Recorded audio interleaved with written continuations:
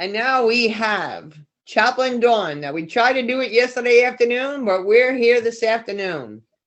You can't keep us down, can you? No, We're you just can't keep fighting us through. So welcome. Tell us a little bit about yourself and let's hit the road. Absolutely. Well, good afternoon, everyone. I am thrilled to be here with you today. And I thank you for the grace that covers all sorts of issues, including technology issues. But I'm grateful too to Kurt for the ways that he was able to connect with my computer and make sure all is well so we could be together today. My name is Dawn Haeger, and I am a chaplain for Palm Garden Health and Rehabilitation. We have 15 communities in Florida. I serve 3 here in Pinellas County. I am in Largo, Clearwater, and Pinellas. So I am grateful to be a part of this greater community, Linda, that you have created here in the Tampa area. I have been in ministry for almost 20 years, and that it's great to be with you all today and to talk about spirituality. And so we're going to get started, and you're going to see a slideshow that I've put together to move us through. Otherwise, I have no problem in talking with folks, but I want to be sure to cover certain things. And so I'm going to share that slideshow to keep us on task. Let's see, here we go. And get you all over here so I can see you. Nurturing the nurturers, tending to your spiritual garden. I am grateful that, that we get to be together and to talk about gardening, gardening of our own selves, our own spirituality. During COVID, gardening became a very important spiritual practice for me and for my family, my husband and our adult son. This is my garden in our backyard. And when we are tending to the garden, when we are making sure that we're watering and feeding and nurturing the garden, this is what the garden looks like.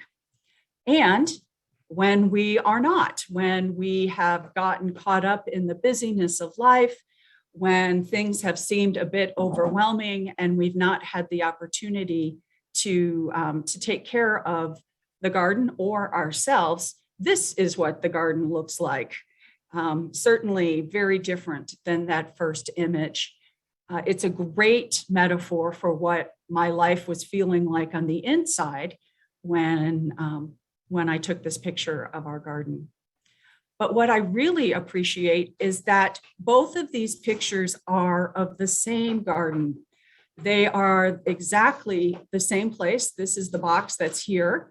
And that the garden has the capability of being this beautiful place or this messy place. The only difference is the attention that we pay to it and the intentionality at which we take care of it. I think it's a good news that when our life feels messy and our gardens feel messy, that's not the final word, that indeed fullness of life and beauty and abundance can come from the messiness of life as well. So I think you get the idea of why I chose the garden to be my metaphor. I also want to share with you some reasons personally and professionally why this topic is so important to me, and why when Linda called, when I got the opportunity and the invitation to be a part of this conversation, why I was so excited to do so.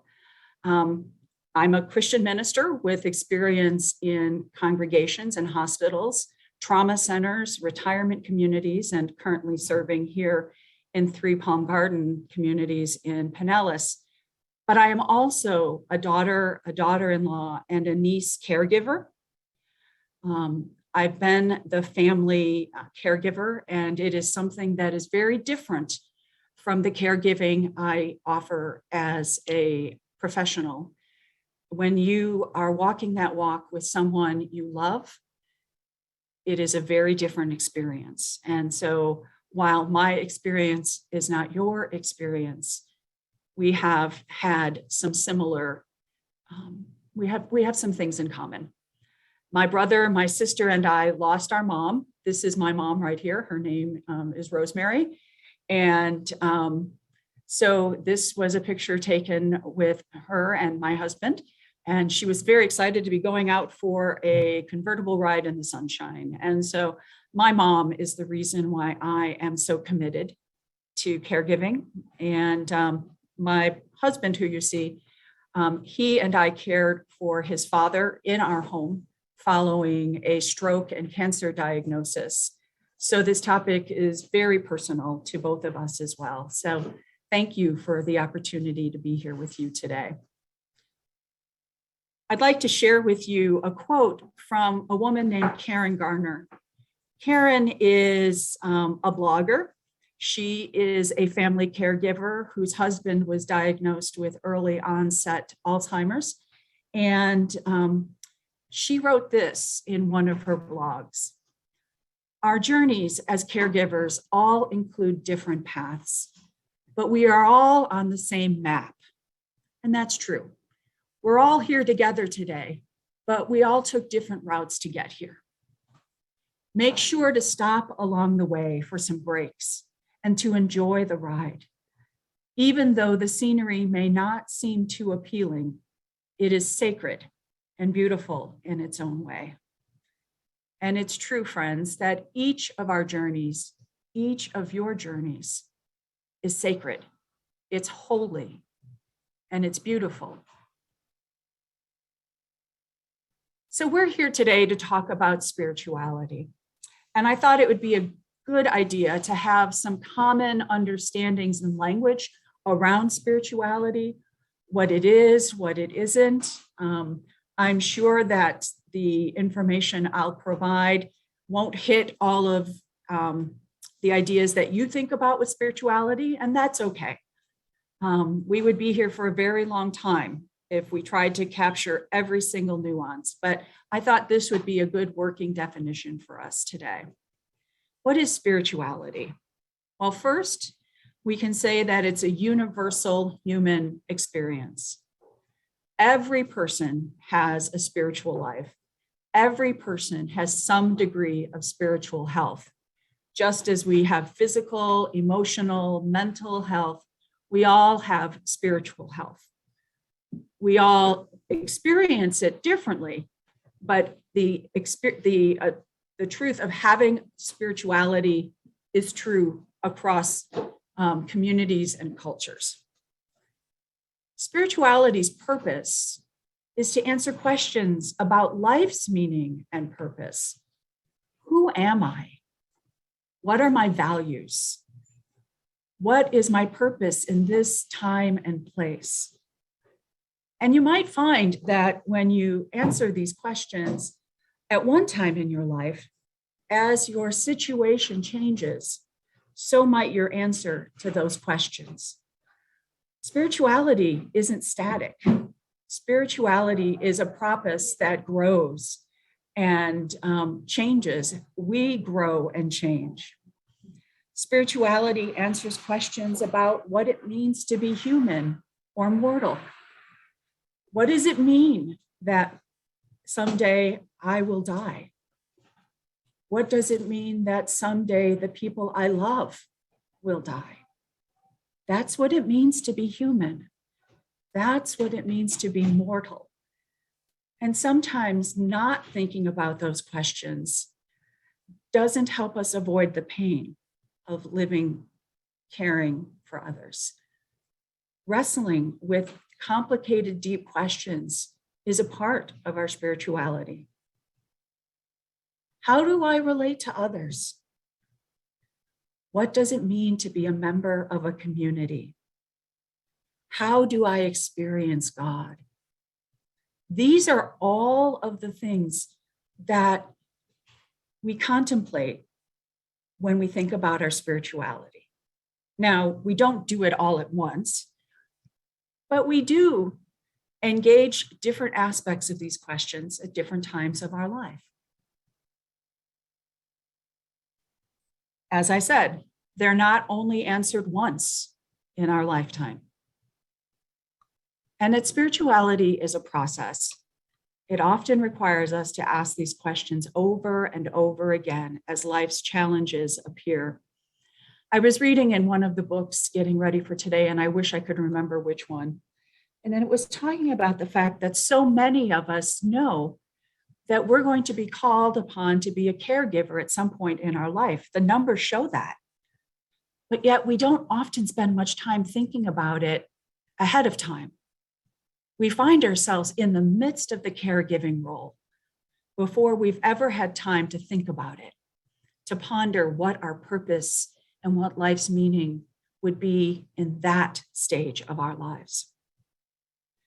So as we grow, as we go from childhood into adulthood, we go through times of spiritual stability, followed by times of instability, where we're called to evaluate and sometimes change our understandings.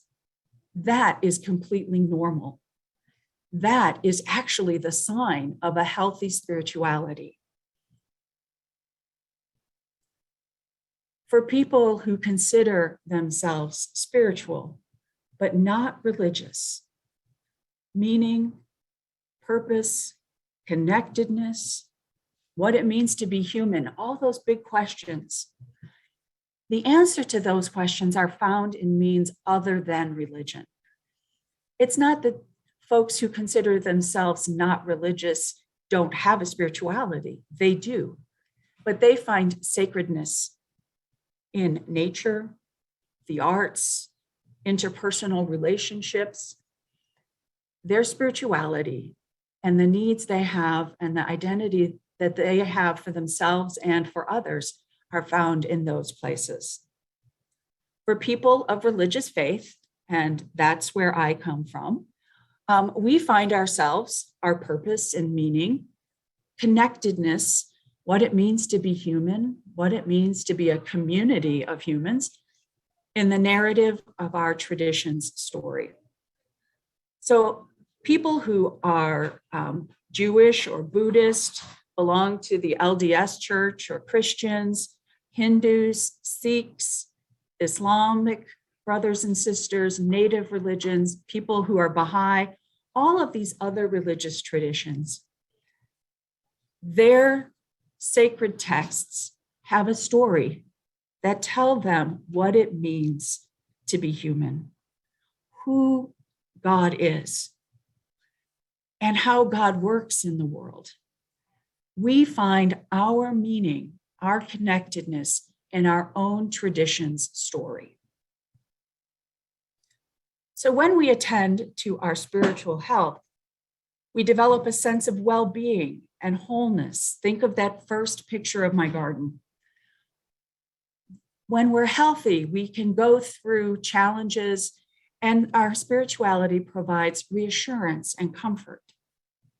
It allows for continual growth and wonder throughout our life.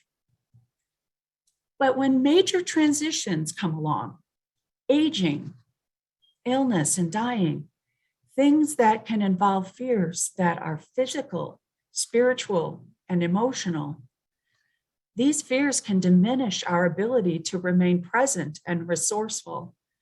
They can reduce our resilience and lead to anxiety and a sense of disconnection. And that is true for all people. It's not a sign of lack of faith or a lack of understanding of your spirituality. It is actually more of an indication of the degree of dissonance, of the seriousness of the issues that you are facing. It's okay. It doesn't feel okay in the moment. And that's part of the reason why we're in community, so that when our own spirituality feels in flux, we can be connected with others who will hold us close and carry us, can bring us through. But these experiences can stress our spirituality, but it can also help us grow. It's important to know, too, that the strength and resilience of our spiritual health, it just doesn't develop spontaneously. Spiritual health, like every other aspect of our health, requires intentionality and practice. You know, I would love to be able to say that I am a runner, and one of my dreams is to be able to run a 5K. But I spend no time practicing. I spend no time training to run. So I can guarantee you my ability, if I were faced with a 5K run tomorrow, would not be, I wouldn't have a very good showing. But I can practice, I can learn, I can grow, and I can become someone who can run a 5K. That's true for our spiritual health as well. There are things known as spiritual practices, and these are meant to improve the spiritual vitality of our lives. Now, these practices aren't things or activities to add to your already busy schedule or your crowded to-do list. The last thing I want to do is give you 12 more things to do on Sunday. You're busy. I know this. So I hope to give you today some ideas and practices that you can incorporate into your daily lives, or something that intrigues you in such a way that trying to practice it would be exciting, not drudgery.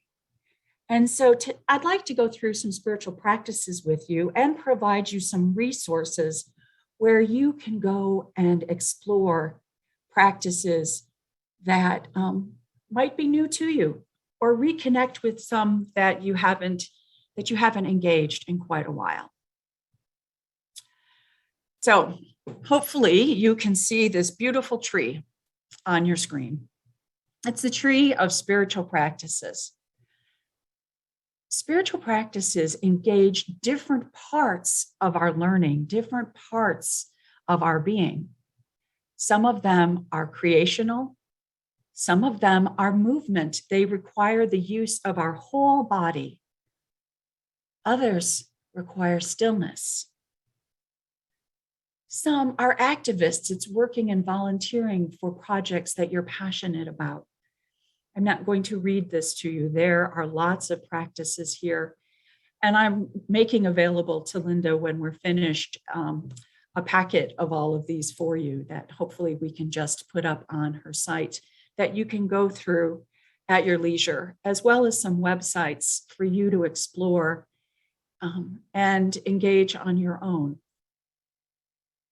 Hopefully you'll find things that are familiar, but hopefully you'll find some things that you've never considered before, and you might be willing to give that a try. So let's take a look. This website, Spirituality and Practice, has thousands of pages of information. It has activities and practices and articles for hundreds of different spiritual practices. Activities, they find a way for washing dishes to be a spiritual practice. Trust me, you will be able to find something here that you're already doing. But their wisdom will help you reframe it in a way that helps you connect with something vital in yourself and something vital with the sacred, with God, with the divine, however you speak of that in your life. Okay, so one of the things I'd like to talk about is a creation process. On that tree, this is a practice that falls under creativity. Journaling. Some people love to journal and they love to write paragraphs and paragraphs. I am not that person, but there are people out there who love to do that. But this one is something that I actually do enjoy doing. because it only requires me to think of one small thing at a time. It's a gratitude calendar. And I went to the dollar store and bought one of those little 4-inch calendars that has, when you open it up, the whole month is right there. And what I do is I just write one thing on each day, one thing that I was grateful for. And then at the end of the week, I look back and I remember all the good things that happened that week. And I give thanks for those things. For some reason, it's really easy for us to remember the difficulties of life or the challenges or the person who cut us off in traffic. But it takes intention to remember the good things, the blessings, the joyful moments in our day. And then at the end of the month, I go back and I review the whole month's blessings.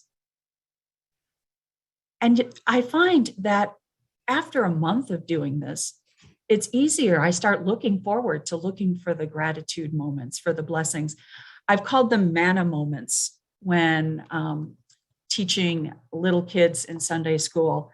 We'd get together and I would ask, where did you see manna this week? In the biblical story of God's people wandering in the wilderness, they were in great need and cried out to God.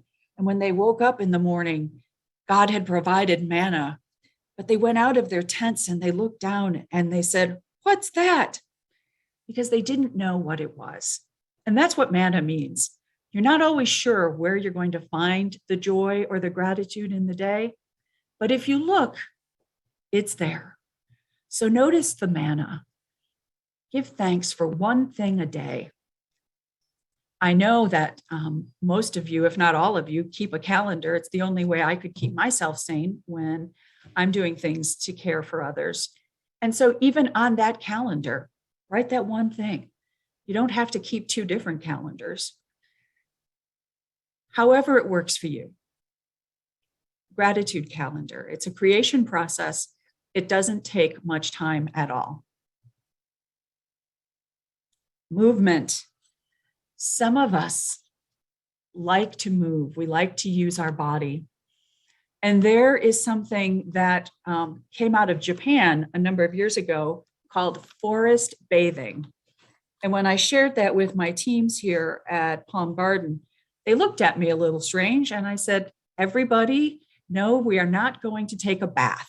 We are actually, though, going to go into a beautiful place in nature.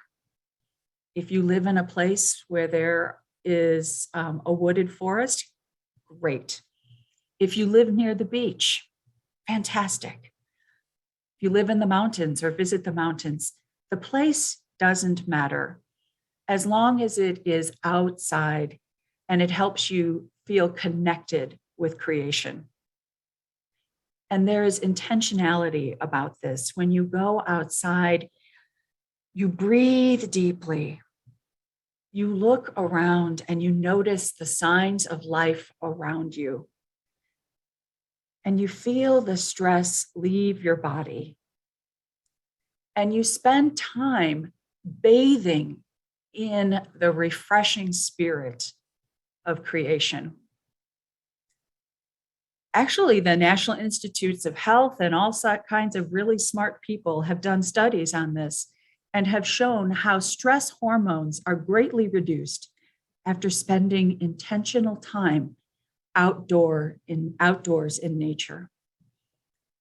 So take a walk. Go for a walk with your care receiver. Take the time to breathe deeply and bathe in the beauty and the goodness of creation. It'll be good for your physical health as well as your emotional and spiritual health. Dancing.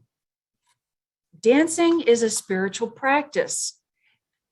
And you don't have to worry about anybody watching you if you do it in your own home. We read in the Bible that God moved over the face of the deep. Psalms were sung with timbrel and dance. Prophets like Miriam danced when the Israelites crossed the Red Sea, and Isaiah wrote beautiful texts. You shall go out with joy and be led forth in peace. The mountains and the hills will break forth into singing, and all the trees of the fields will clap their hands. Dancing and singing and clapping your hands is a spiritual practice. Again, it's the intentionality about the practice that connects us with the sacred. And I encourage you, turn on the music, dance with joy.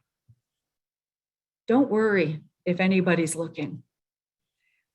Enjoy the time with yourself, enjoy the time with God, and just rejoice that you are able to do so.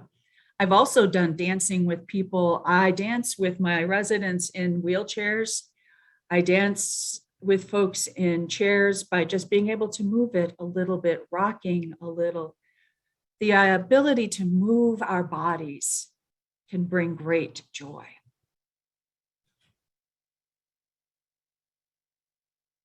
Sacred poetry, spending some time in sacred poetry is another spiritual practice. I've included 3 of my favorite authors, Mary Oliver, Denise Levertov, and Rumi, who is an ancient poet. In the busyness of our lives, we need ways to connect deeply with our souls. And poets have a unique way of refreshing us. The quality of their attention, the way they notice things we easily overlook, awakens joy and wonder within us. There are so many times when I read a poet's description of a daily occurrence that they're able to catch the holiness. They capture the holiness of that in a way that I haven't ever noticed before. You know, the word holy simply means something that is set apart. And so the lives that you lead are holy. They're set apart for a unique purpose.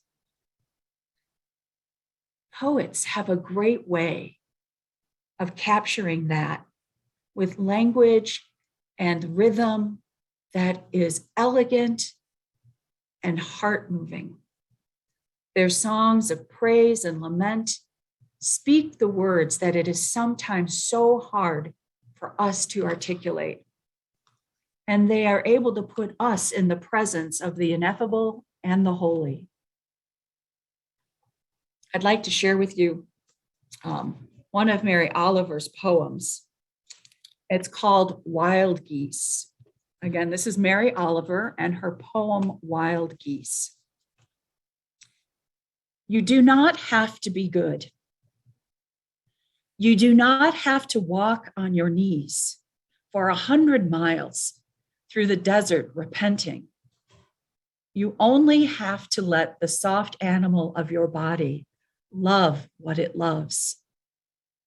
Tell me about your despair, and I will tell you mine. Meanwhile, the world goes on.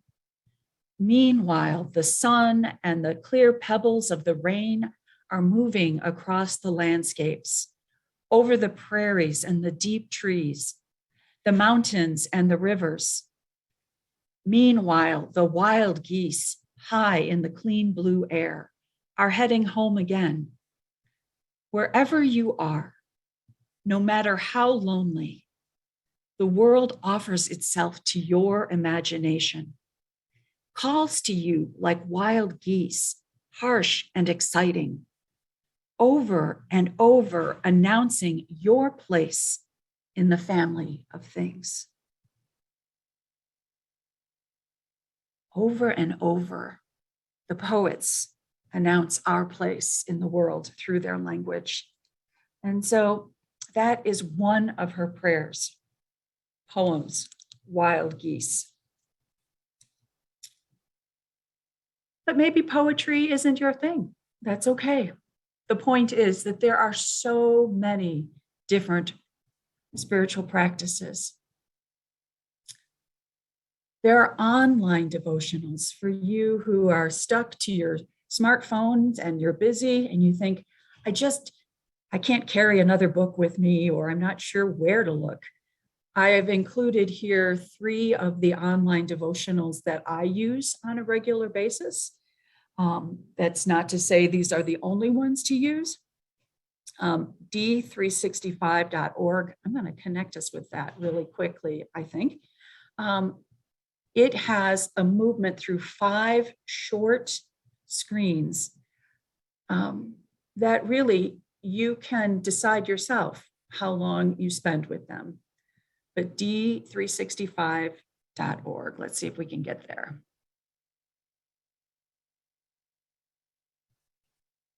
So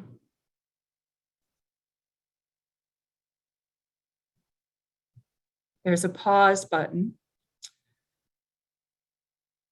And to listen, think,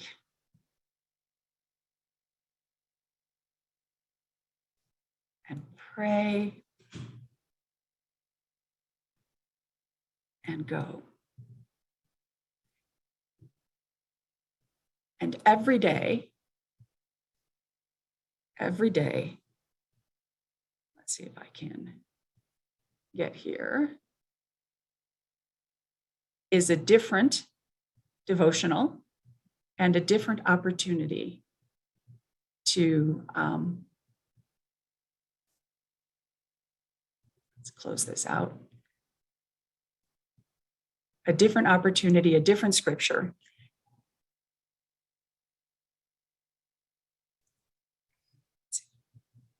Oh, I knew I shouldn't have gone there.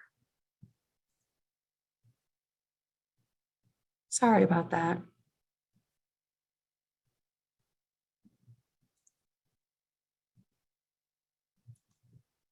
There we go. I was afraid if I clicked the wrong button, I'd lose you. It was clear after yesterday that I am not the technology guru, so I'm glad we're still together. But D365 moves you through 5 pages, and you can also turn on music behind it. The others also have different ways of offering you a devotional. So for the artists in you, I would love to offer this. It's called Visio Divina. It's a sacred seeing or praying with your eyes. And this is something I've done each day this week with my residents as part of our worship service. So this is the painting that was on the cover of the bulletins for all 3 of the communities this week. And it was paired with the scripture for our service, which was the Gospel of John, chapter 21, verses 1 through 19.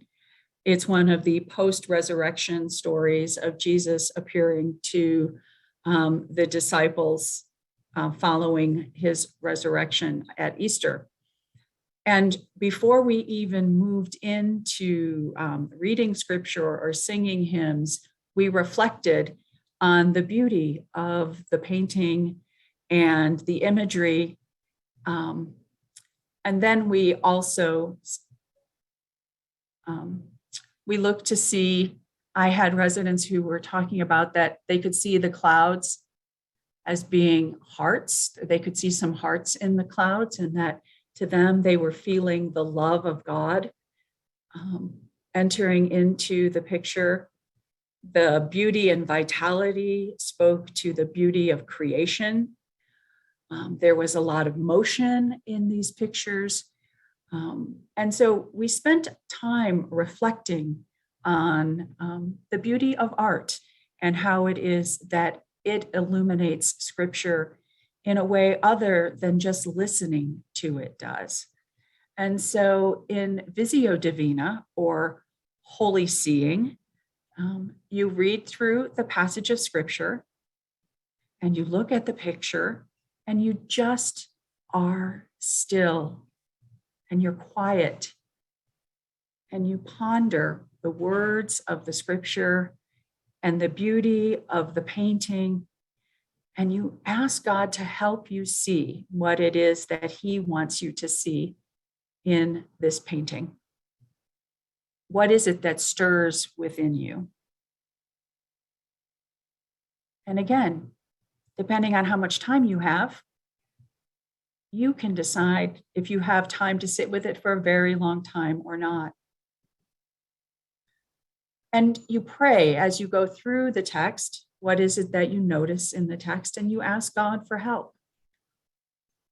And do you sense God calling you to do something? So one of the things we talked about was the beauty and diversity of all of the fish that were there, and the beauty and diversity of the community of God, and how it is that sometimes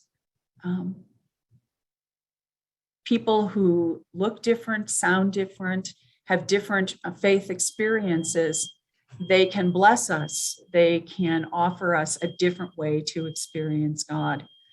And having the painting along with the scripture and the hymns was something that allowed us to get to that place.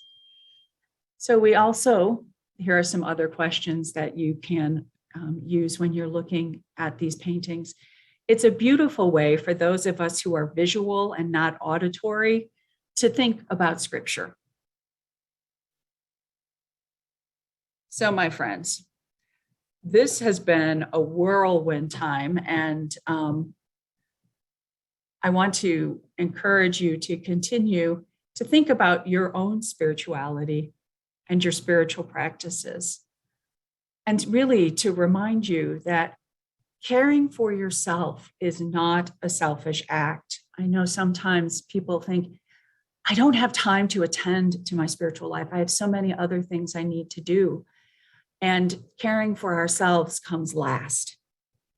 But I want to assure you that caring for yourself is, in fact, the opposite of a selfish act. You cannot give of yourself from an empty well. So I invite you to drink deeply from the well of life, to soothe your soul, to encourage your spirit, and to find meaning and purpose in the life that you are leading today. I pray too that God's love would bless and keep you, and really want to thank you for receiving my words and my images today, and then just open this up to some conversation if that would be helpful for you. There we go.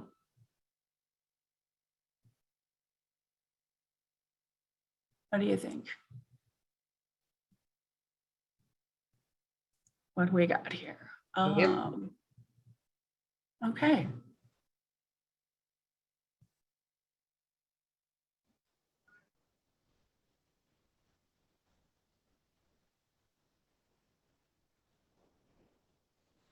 Hi, are you still here?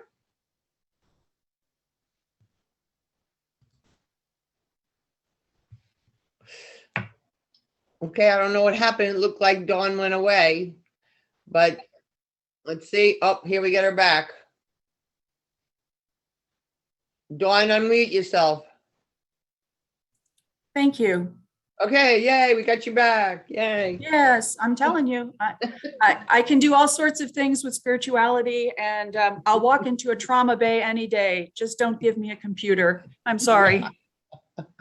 Sorry, saying earlier, I really liked the part about gratitude.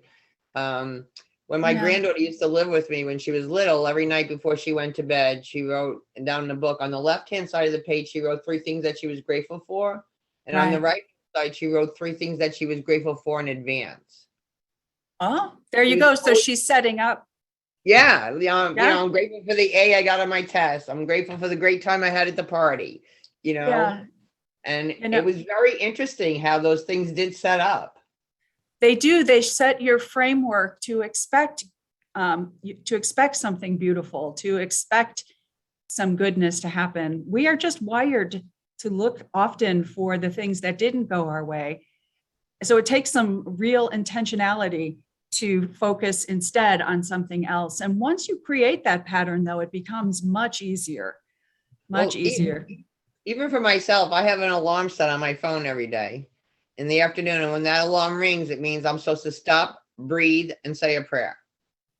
Because you get so busy and you're so running, and it only takes you a minute to do that. It does. It just gets lost. So by setting that alarm, I can stop for 1 minute, sit down and breathe, and say a prayer. And I make myself, it is so easy when you're working to go from room to be with people, to care for them. And I love the work that I do. I'm so grateful for the work that I do. Right. But I too make myself go outside and to just breathe deeply in the beauty of creation, and to give thanks for my own body, being aware of, the gifts that I have, and just taking that moment to reconnect with God is really important to me. Well, nature is just so beautiful. I start out my day every morning. I live on Lake Seminole. I go out on the dock and I say my prayers, and then I take a picture of the sunrise or a duck or a flower, and I post it on Facebook. I've done this for 8 years, and say, "Good morning, Seminole."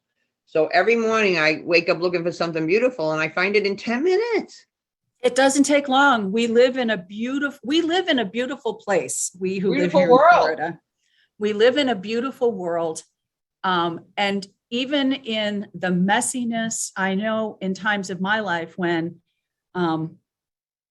even when it's been the most stressful because the people I love are struggling, I still find beauty in that day. It's well, when you start looking for it, you see it more. You do. I can be walking across a parking lot now that's all asphalt, and I see that one little flower that's popping up underneath there. And don't you think like, oh my gosh, that little one, it's not going to be stopped. Yes. Yes. Yes. So I think we have to pay attention to that. It is. And it's about intentionality, because spirituality, so often people they think of their spirituality or their religious life, and they try to encapsulate that in like one area. I do that on Sunday mornings, but you're spiritual 7 days a week, 365 days a year, and just paying attention to it once a week. It's not enough to nurture it. And it's a blessing. It's not, it's not that you're a bad human if you don't do this. It's just a gift if you do. Yeah. It is a gift. And I think another thing, just to mention another thing, I think we need to be very careful with our words. Mm-hmm. So years ago, when I was going through a tough time, people would say to me, "How you doing?" And I would say I was hanging in there. And one day I thought, who wants to be hanging in there? That's horrible. Since that day, I always say, everybody who knows me knows, I always say I'm joyful and grateful. And sometimes they look at me a little bit like, what? And I go, some days I'm joyfully challenged, but I'm always grateful. That's right. That's right. I've never met you face to face. I've only met you face to screen. Yeah. And I really look forward to it, because you have said some things that they're just a part of who you are, but they have blessed me in ways that I have walked around. We talked months ago about you going out to Lake Seminole and taking that picture every day, right? And it reminded me of my mom had a friend. We all moved here to Florida because I was serving in a retirement community. And I got to hear all these incredible life stories. And these people, their adult children all lived around the country, and they didn't get to hear these stories. Yeah. And my husband and I, both of our moms and my aunt were all widowed in the same 18-month period. They'd all had some very significant health challenges. And I said, I'm feeling a call from God. And it was a call to gather the chicks. I said, I don't want to be 2,000 miles away in different directions from the people we love. And so we chose to be the caregivers in one place, but we all live in the same county, and it's so wonderful. Yeah. There are times where I remind myself that I chose, and I'm sure there are times that I'm sure there are times that my aunt and my mother-in-law, and probably my mom too, they're like, yeah, we chose to spend this much time with her. What were we thinking? Yeah.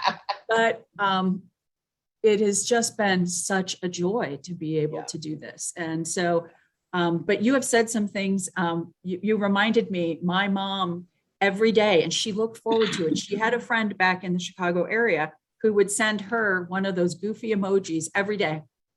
And it was just a good morning, sunshine, or whatever. But companionship is spirituality. It's having someone who feeds your soul. There's something in the Celtic tradition called an anamkara, which is a soul sister, somebody who feeds your spirit. And Interesting. I have one, and I love her dearly. And in my times of trial, she carries me through, and I do the same for her. And so I hope that everyone here has somebody like that too. Well, I also text that photo separate to my brothers and sisters every day because we're getting older. And one of my girlfriends was ill recently, and I said, what can I do for you? And she said, I want you to text me that picture every morning with a Bible verse. Yeah. Then my sister said, I want a Bible verse too. And somebody else said, I want a Bible verse too. So now every morning I try to pick out a Bible verse to match my photo. Right. And it's very interesting because I'm finding all these verses that are Bible verses that I didn't know came from the Bible. Right. Unbelievable. Right. Listen, I still find them. I've been in ministry 20 years. I still find them. I'm like, when did they put that in the Bible? Well, Dawn, it turns out they did that 2,000 years ago. Yes. When we say scripture is alive, that's what we mean. That at different points in our life, different texts speak to us in ways that we've never noticed before. Yeah. And before anybody gets too anxious about, oh my gosh, how do I do that? There are some really fantastic programs out there that you can search for. You wanted to find, well, I'll go with the word honey. You can type in the word and it'll pull up every verse in the Bible that has the word honey in it. Well, you know what I do? I just go to Google Images. Yep. And then I say Bible verse about flowers or Bible verse about mothers or whatever. And it comes up with a beautiful picture and all different choices for me. There you go. Yeah. This is how technology has been a blessing. Yeah. I may be challenged. D3, okay, they got, the devotional websites, d365.org, upperroom.org, and forward movement. So before you end, can you type that in there for them? Oh, absolutely. I can. And I'm going to send you a type messages here. Yeah. So d365.org. I'm going to send you a packet of my slides that have all of that information on there too, just so that you have it too. And then what I will do is I'll put all that information in the description of the show. So when people go back to it later, they'll be able to find it. Absolutely. Forward movement. Listen, you've got me typing and talking. That's amazing. Forwardmovement.org. Oh, and and then the spirituality and practice, I really cannot encourage you to go there. I can't tell you enough to do so. I mean, every year they post the most spiritual, uplifting or spirituality important movies of the year. And they give a synopsis of it. They do that with books. They do it with children's books. There are 40,000 pages on that website I use their resources all the time. And so I only gave you resources that I use because they're dependable. Yeah. Yeah. I'm the same way. Well, thank you, my friend. Thank you so much for being with us today. Oh, and I thank you for your grace. And just as you always say, have a delicious day. Yes. And God bless. I hope to meet you in person soon. Yes. Thank you, friends. Thank you. Bye-bye. Bye-bye. So here we go. Day 2. We're going to hear a little commercial from Palm Garden in a minute, but I'm just going to say goodbye to everybody. I look forward to seeing you all tomorrow morning at 9 o'clock. People are asking where they can find me. You can go to lindaburhans.com. Has everything on there, my radio shows, my Tuesday tips, or you can go to YouTube under Connecting Caregivers Radio. See you all tomorrow. Have a delicious evening. Arden Courts is not just a place to live, it's a place to call home. Residential living combined with quality caregiving. This is the philosophy behind Arden Courts. Communities created exclusively for individuals with Alzheimer's disease and related dementia who would benefit from a safe and structured environment. For additional information about any of the unique services Arden Courts provides, call 888-478-2410 to locate a community nearest you. Inquire about our educational seminars, resource library, or support groups, or simply feel free to ask questions you may have about Alzheimer's and related dementias. At Arden Courts, we know, we understand, and we can help because memory care is all we do. Remember, call 888-478-2410 for additional information about any of the unique services Arden Courts provide.